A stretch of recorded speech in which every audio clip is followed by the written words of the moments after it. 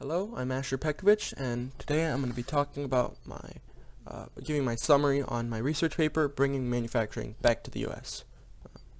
So my thesis is manufacturing in the U.S. has many benefits and incentives for consumers as well as the companies, and that is easier to achieve than usually thought.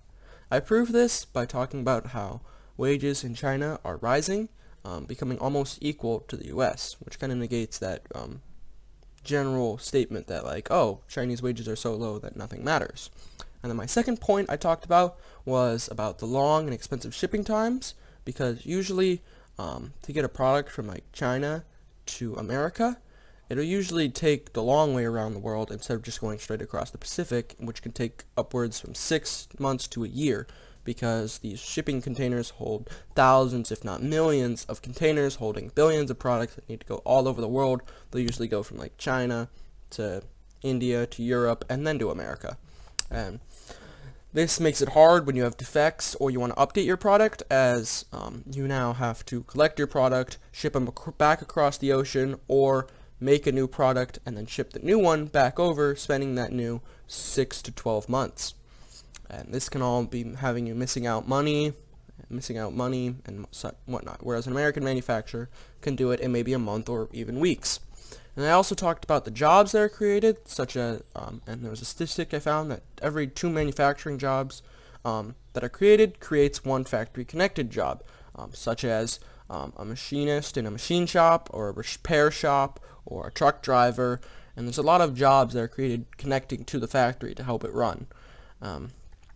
That doesn't include the many jobs such as restaurant owners, restaurant employees, and a lot of consumer companies that pop up because there is a factory with lots of workers needing to spend their money. I also talked about foreign environmental and humanitarian problems with manufacturing overseas, such as pollution or child labor.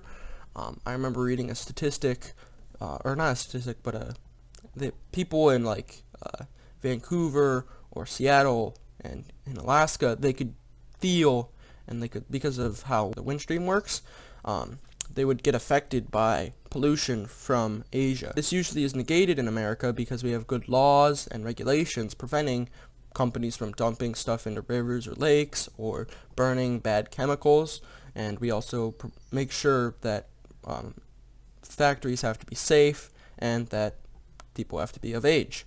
And then my last point I brought up was how China was controlling American companies, which leads into my favorite part of my research, which is how China used its manufacturing to control American companies and politics.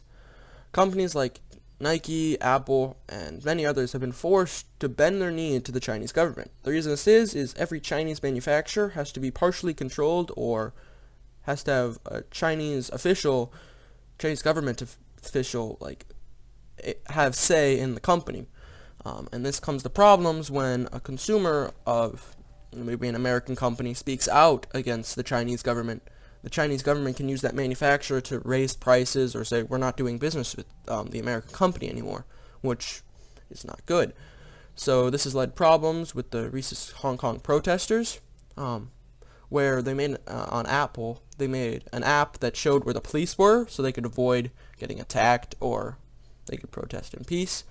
And the Chinese government forced Apple to remove the app, kind of violating those Hong Kong protesters, their free speech. This also happened in vans, which I think where they're requested, you'd send them your idea, and people would vote on which shoe idea would be made. And the one that won was a Hong Kong protester, Freedom for Hong Kong shoe, but then the Chinese government forced them to choose a different shoe.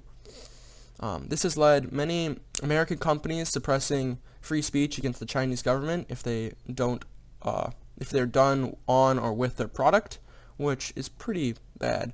And it kind of made me think about manufacturing in a political way instead of just the economical way of we'll just create jobs. If we don't have manufacturing, it kind of affects us in a much different way. Thank you for watching my research paper summary, and stay safe and don't die from corona.